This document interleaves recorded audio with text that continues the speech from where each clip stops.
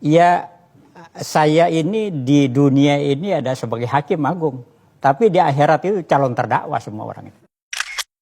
Saya waktu masuk hakim agung, saya kira tahun 2000 itu, saya kira media Indonesia pernah memberitakan saya calon hakim yang paling miskin dulu. Anda dengan bajai warna merah. Iya dulu itu ya. Itu mobil pribadi Anda itu? Karena belum dapat mobil dulu, bukan dia. Jadi saya dengan bajai dari Mahkamah Agung, saya dulu menyewa di Kuitang, ya, belakang bengkel itu di Kuitang. Dan Anda naik bajai ke kantor? Iya, pulang pergi saya naik bajai. Boleh tahu gaji Anda berapa sih, kok kelihatannya Anda sombong sekali?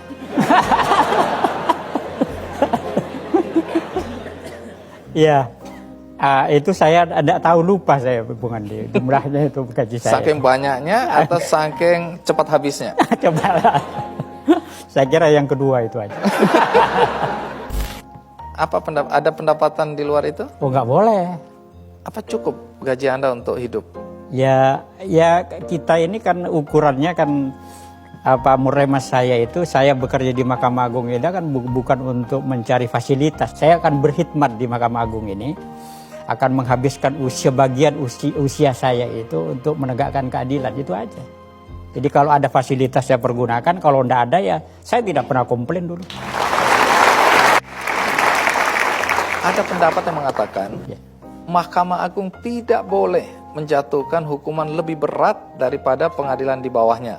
Apakah hal itu menurut Anda benar? Oh, tidak benar. Kenapa tidak benar? Tidak benar.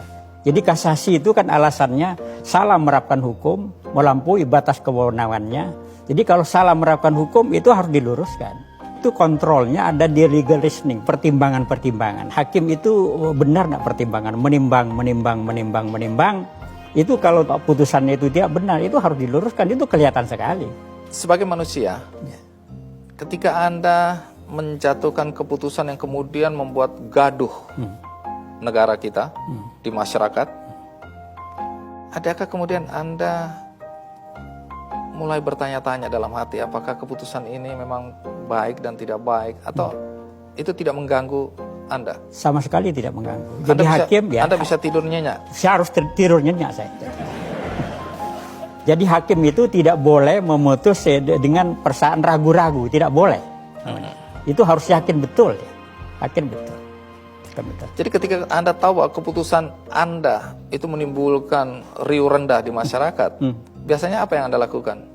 Oh, tidak apa, saya nyenyak aja, tidur saya tidak ada.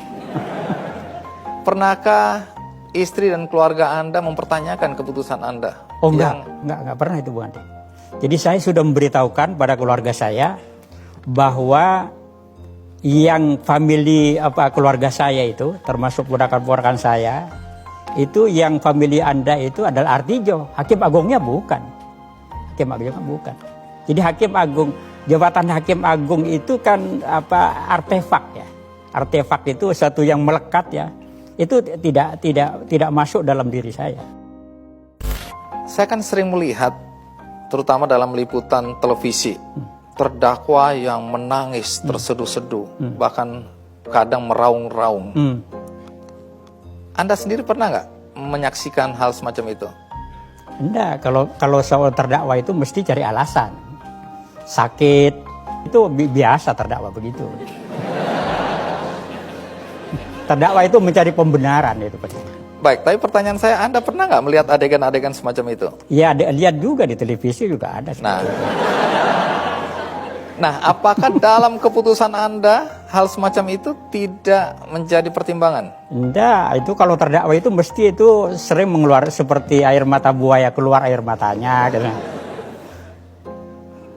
Kalau orang kemudian menuduh atau menilai Anda hakim yang kaku, hakim yang hanya berlandaskan hukum, hakim yang tidak punya hati nurani, tidak punya peri kemanusiaan, apa komentar Anda? Enggak, justru saya harus lebih banyak memberikan perhatian pada peri kemanusiaan kepada rakyat, bukan kepada koruptor. Kalau koruptor itu harus dihukum.